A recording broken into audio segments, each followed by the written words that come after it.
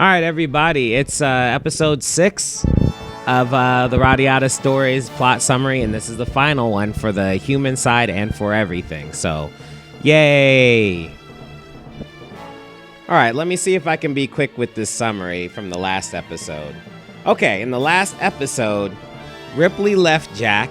Jack joined the Radiata Knights. Then Jack killed the Wind Dragon and the Fire Dragon, which only leaves the vessel left. It was revealed that Lucian is actually Aphelion, the Silver Dragon. Also, it was revealed that the dragons are to preserve the balance of the planet Earth by killing all the humans when they start getting too ambitious. Ridley goes to Jack's room and tells him that she's got to go to the end of the world to start the cycle anew because it's her destiny. Gawain tells Jack that the non-humans are going to attack Radiata in the morning. So at this point, Jack does what he's supposed to do and heads back to Radiata Castle in order to tell Larks. And that leads us to the rest of this story. So Jack tells Larks, and Larks tells both Cross and Jack to guard the secondary gate. Jack, Cross, I want you both to assemble your troops immediately and take up positions together in front of Lupus Gate. Lupus Gate? With this fool? Don't tell me you believe his idiotic story! Why not just invite the enemy into the castle yourself? If any guard is needed at all, it should be in front of Faucon Gate, facing Fort Alencia!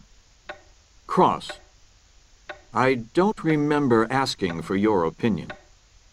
I give the orders. Is that clear? Unless, of course, you want to tell me that I am wrong. No, sir. While waiting for the attack, Jack tries to make sense of all this. Cross, don't you ever think about what's going on? About Ridley? Or Gawain? Or where this war is going to end up? Ha! What are you blabbering about? Sure enough, the non-humans attack that gate.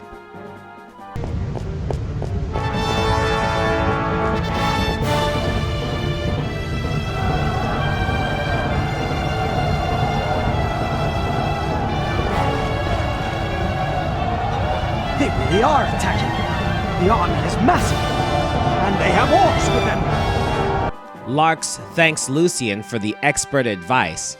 Then he asks the inevitable question.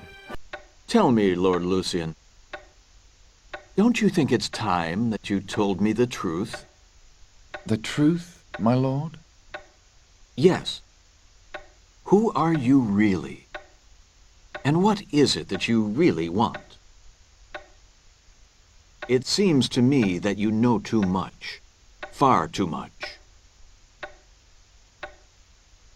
I am nothing more than a guide to humanity's future. A guide?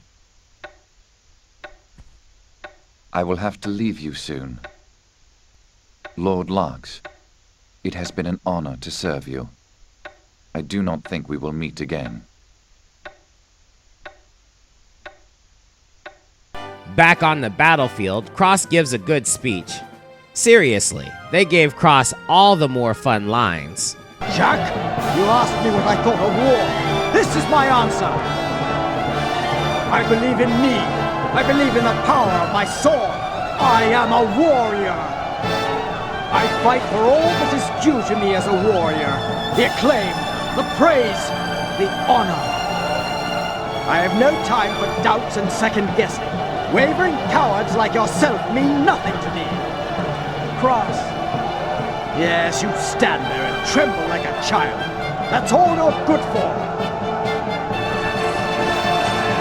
Jack is still a bit conflicted, but it will have to wait because a big cyborg red orc is standing in front of him and his crew. Ah! Limit break! Here goes!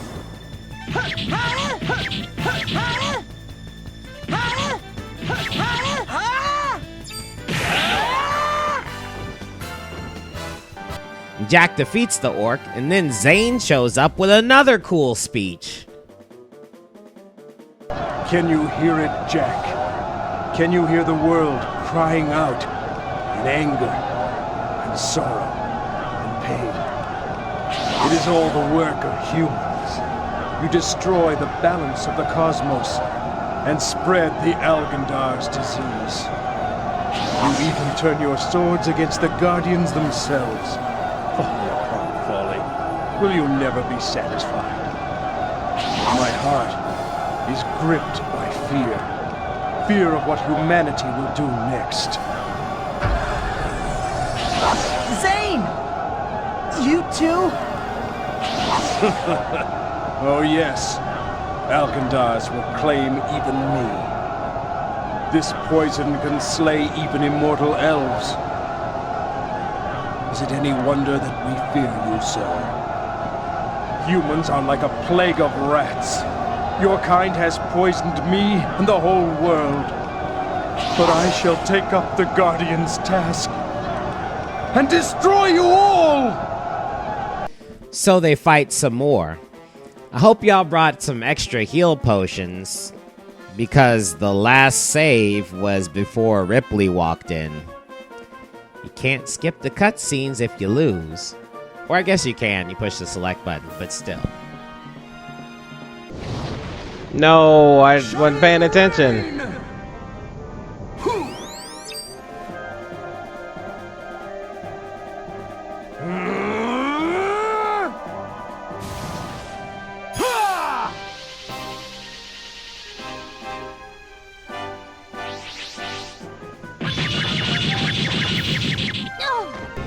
So they beat Zane, and the non-humans lose.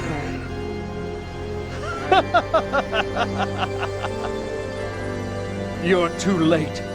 The vessel has awakened. Soon it will arrive at the castle of the Gold Dragon. The vessel? So this is death.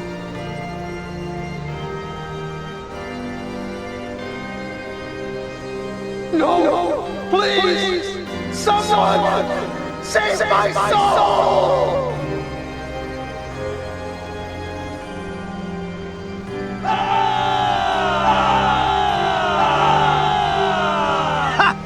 How did you like that, non-human scum?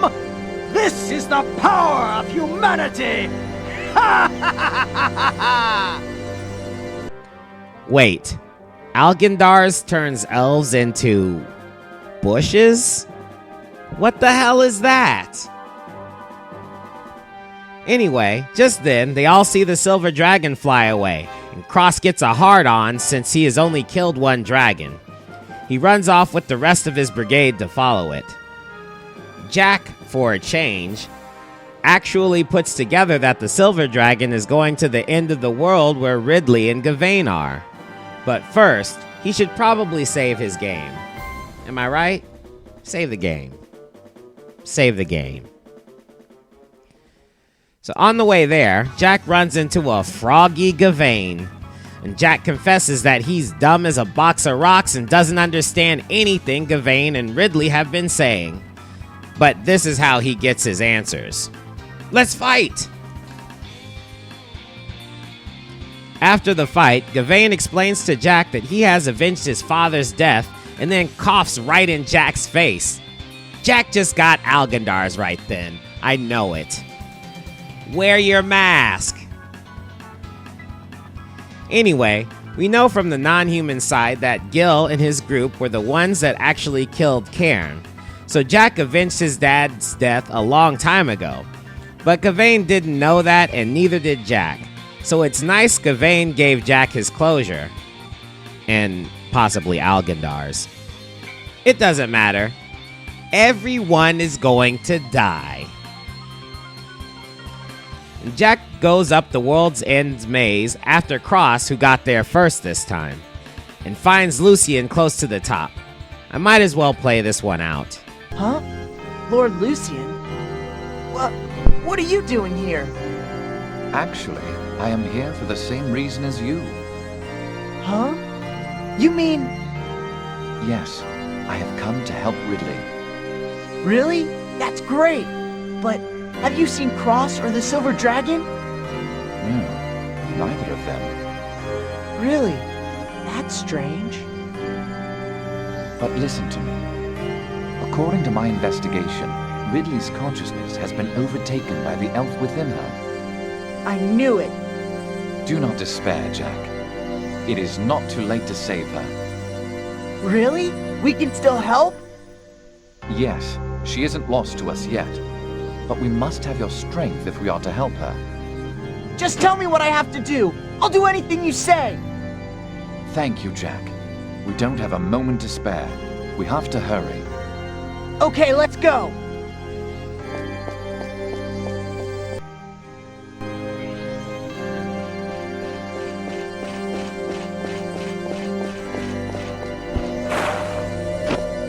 Ridley! What is this? Jack, you have to take Ridley away from the gold dragon. Reach deep into your heart, call out to Ridley and set her free. Call out to her?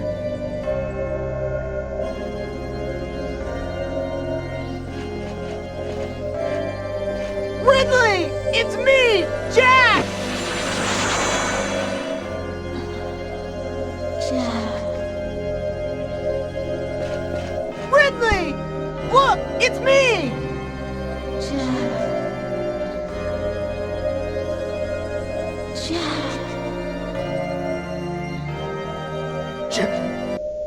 Jack! Cross! Don't let him fool you! Fool me? Who? This traitor, Lucien! My whole brigade, the Noir Mouton, is wiped out! Wiped out by Lucien, the Silver Dragon! The dragon? Dear oh dear. You talk far too much, little man.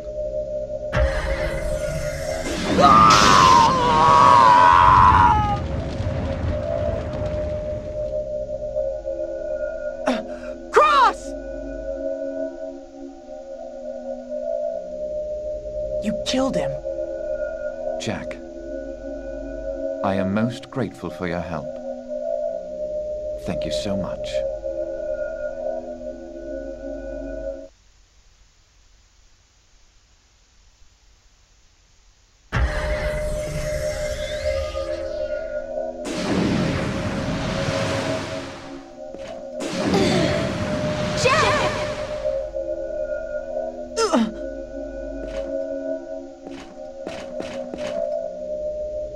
Ridley!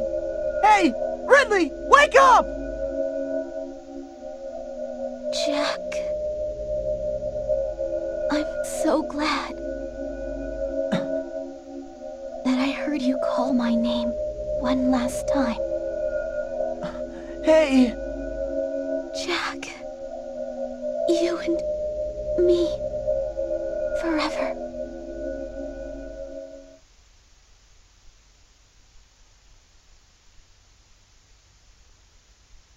No! Please, no! No!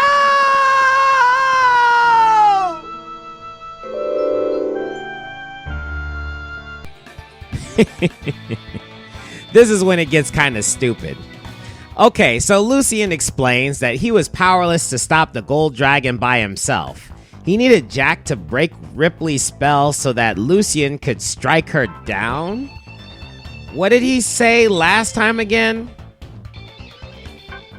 Oh yeah, in the non-human ending, Jack actively pulled Ridley out of the trance and killed the gold dragon. And this time he got stopped by Cross, and then Lucien says fuck it anyway because she was officially not the vessel? So he can kill her? Does that make sense? Do any of y'all have a better explanation? Anyway, Lucien's all like, "This is great! I just saved humanity from complete annihilation! Let's have a friggin' party!" And Jack is like, "You killed my pretend girlfriend. She was human too. You must die!" And Lucien is all like, I mean, I just literally saved everyone else you know. Everyone. Your sister, Gantz, everyone at Theater Vancour. You sure you want to fight me right now?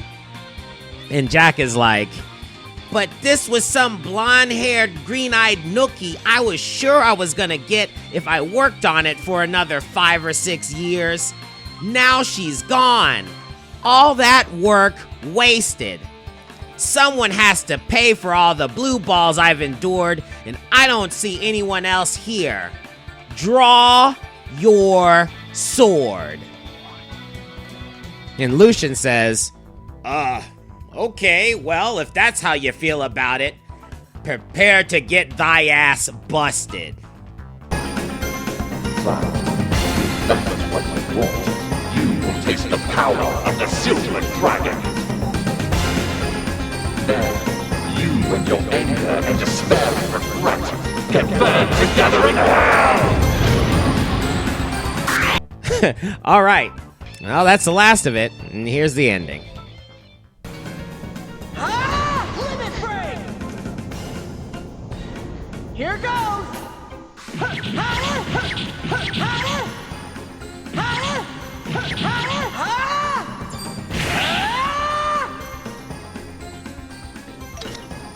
All right! Please tell me that was it. All right, let's go.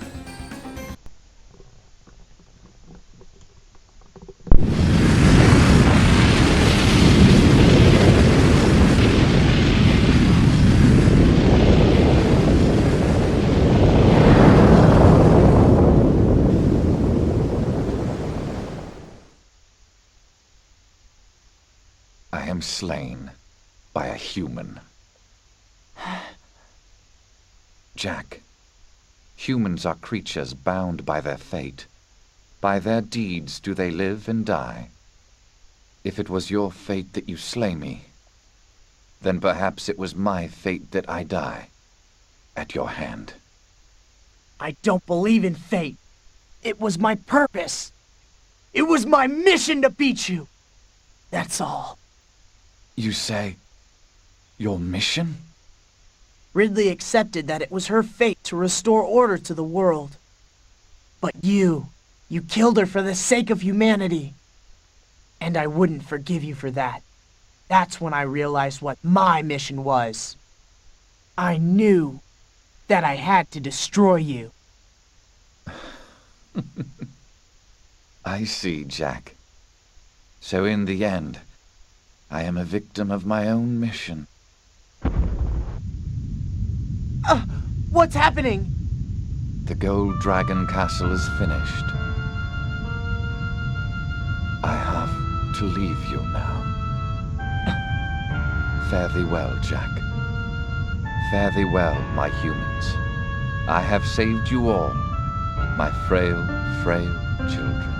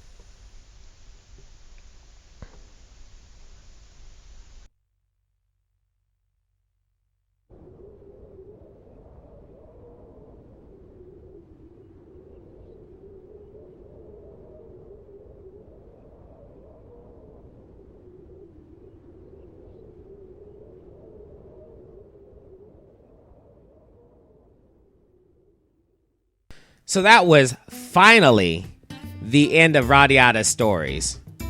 It was a great game, to say the least. And I should explain that Iris, the woman who let Jack leave without saying anything, was a lady I paid $40,000 dues to be on my team.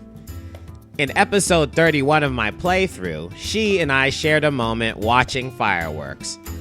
I suppose that was going to be something, but Jack was too busy being a simp for Ridley, I guess. Iris had been on my team ever since I paid for her services.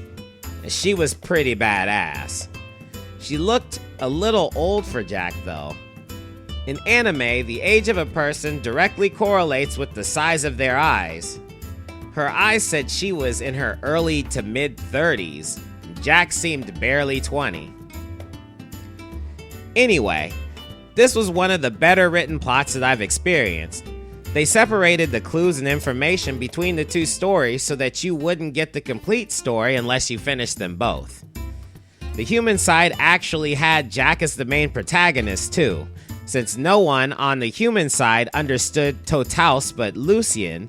It allowed stupid Jack to be the one who discovers things bit by bit. In the non-human side, Jack was the only one who didn't know anything, which put all the focus on Ridley. Anyway, it's a classic. I'm still surprised at how much they got out of a single PS2 disc.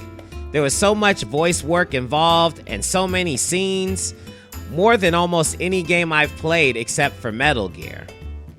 And even though most of it was just people standing around talking, it was really a lot. A lot more than Neo The World Ends With You, I'll tell you that much. Also, the themes of racism were a little weird. Like, at first I felt like the humans were suppressing the dwarves, and it really turned out that the non-humans in the end are suppressing the humans because, at the end of everything, Totaus said that the humans were supposed to die and everybody else would get to live. Like, this is not the end of the world for everyone else. It was just the end of the world for the humans, right? So the Silver Dragon had to come down last time and kill all the humans. And then everybody else got to live. I mean, they didn't even have to be immortal. They were just not killed. You see what I'm saying? And the Silver Dragon, I'm sure Lucian didn't really feel that great about coming through and eating and killing and pillaging all of the humans all the time. You know what I mean? I would feel a little some sort of way too. Like, these are my pets. Why am I going to kill them? The Gold Dragon and the Silver Dragon are supposed to be the protectors of the humans. So how in the hell are you going to have them show up, kill all the humans, and then, like, grow the humans again like there's some sort of bacteria in a petri dish, only to have the other dragon, your brother, kill the rest of the humans again and then regrow them again while everybody else just gets to sit there and watch? That's a little racist on that end. They were expecting the humans to try and survive and be racist themselves, and them trying to survive will destroy everything. But, it started out like that, but it did a 180. And that's kind of something to think about. I mean, no civilization is really that bad here. Everybody's right and everybody's wrong. You don't want one civilization to have too much power, and then the ones that do have more power are always going to be like, what's wrong with having more power than these guys? They're assholes, and then the people that are being pointed at will say, well, we're not assholes, you guys are assholes. You're trying to keep us from being like you guys. It's all very, very interesting thing to think about, to discuss. Better people than me have talked more eloquently about it, but this game does kind of bring these ideas to light. And with that, I'll say goodbye. Oh, subscribers, be on the lookout for the polls, because I have the power to say something in the community tab. You guys can decide the next video game plot summary I work on. So hit the bell to be sure to have a say, right? You know what? Actually, let me just go ahead and ask here and then put the poll up there and then bring it all together. Put something in the comments. So the choices between Ninja Gaiden, the first one, NES, Gears of War, the second one, and God of War, the second one, and Prince of Persia, the second one. I've done the first ones for all of those except for Ninja Gaiden. I would do the trilogy. I don't think the story's that long on Ninja Gaiden, so I could get it all in. Anyway, let me know in the comments which one you pick. And with that, I'll say goodbye. Peace. Well, I guess that's saying goodbye twice.